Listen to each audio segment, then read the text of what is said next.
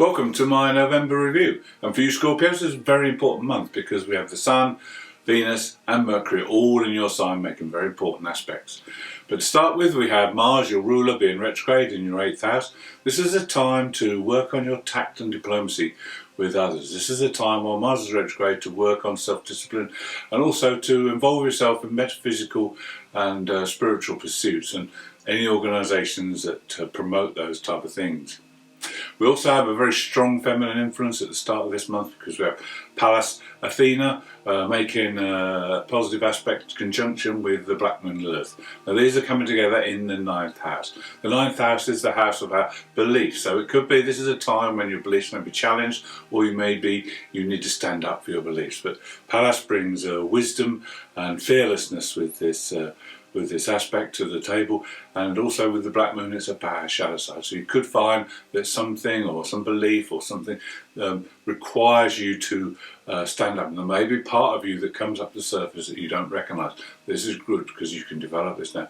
Use this to go forward. So in the 2nd and the 7th we have Venus, Mars and the Sun all in your sign making an opposition to the Moon's North Node and Uranus. Now this is a very important time because the North Node is trying to draw you now, trying to take you on the spiritual path or the destined path that you need to follow. Whereas the South Node, which conjunct your personal planets, is keeping you rooted to the past, keeping you rooted to the familiar. So this is a time to break away from that and to follow other people and to take their lead and to expect the unexpected as well, because Uranus is the planet of sudden change. So there could be sudden changes within your relationships or your involvement with other people. Now we also have Venus making a square to Saturn. Saturn's in that 4th house, so it could be a time when you evaluate your home environment and see where you need to make changes going forward into the future. On the 8th we have full moon and it's a lunar eclipse. This time it's in Taurus. Last month it was in Scorpio and the focus was on you and your needs. Now the focus changes to the 7th house and Taurus, and this is where we have to take into account the needs, desires of others. And it's a time when you now need to get balance in your life with this full moon. Now, with the focus changing, there's also an emphasis on security with Taurus, and that's about financial security as well as physical and emotional security. So it's a good time to consider the needs of others. Now, if you've worked hard with this last eclipse, which was the same series, Saros 6 South series, then you'll reap the benefits. The amount of effort you put in at that time will start to show, come to fruition now. And this eclipse series is very good for bringing energy and dynamics into relationships and group environments. So this is a good time to advance, not on your own, with the help and the cooperation of others. There may be some disruptions on the 10th because we have a square to Saturn from the Sun and Mercury, and that's in your 4th house. So the home, there may be duties that you need to perform around the home. We also have a grand trine, Venus, Neptune and the Black Moon Lilith, and this is happening to Mercury as well 3 days later. So this is a good time to express yourself creatively, artistically, express your love for others, and certainly embrace anything that is using your intellect and creativity together.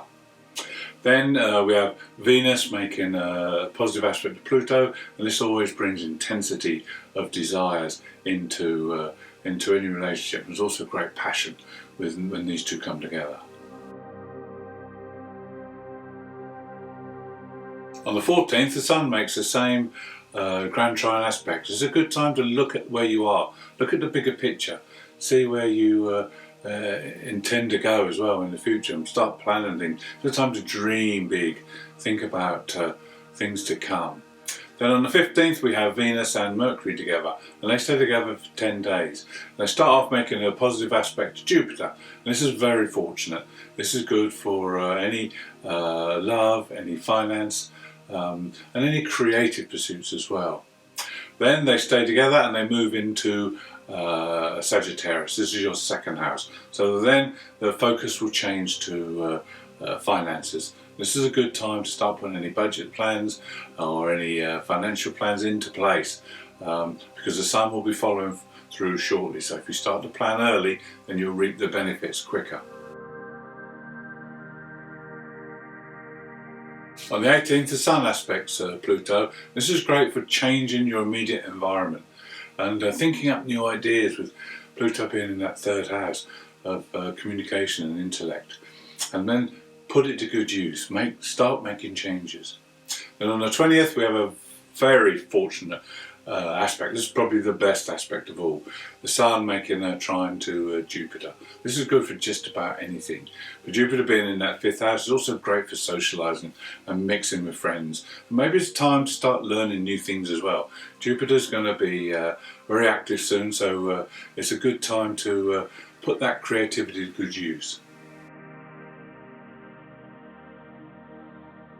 The new moon is on the 23rd, and this is in Sagittarius. The Sun is at 1 degree, so it's a very powerful new moon. Also on the same day, Jupiter, the ruler of Sagittarius, moves direct. So this is a double dose of Sagittarius and Jupiter.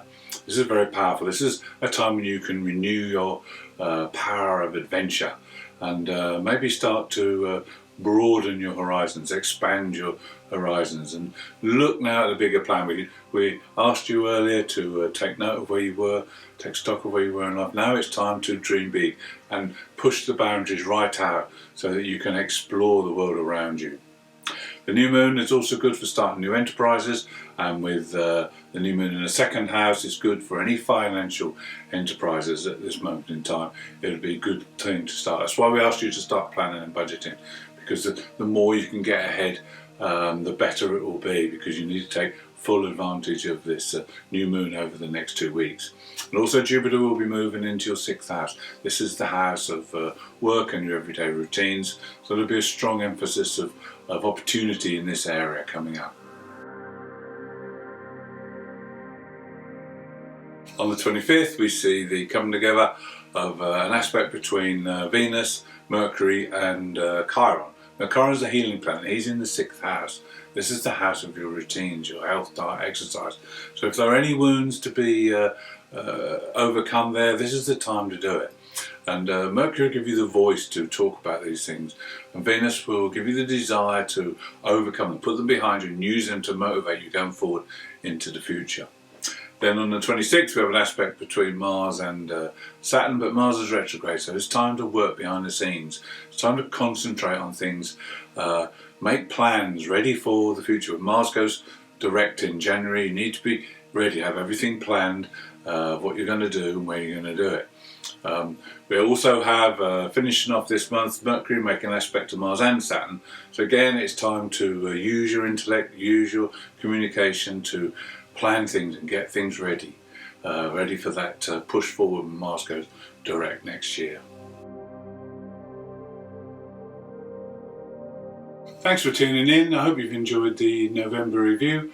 If you have, please subscribe, and don't forget to tune in next month for December.